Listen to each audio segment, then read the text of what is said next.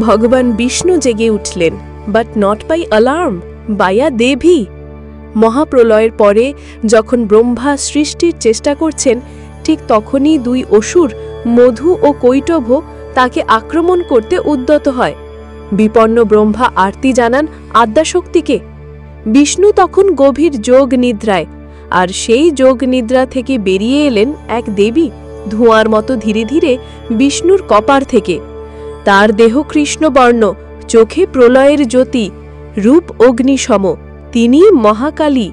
এই মহাশক্তির প্রভাবে জেগে উঠলেন বিষ্ণু, আর শুরু হল অসুর বিনাশের প্রস্তুতি।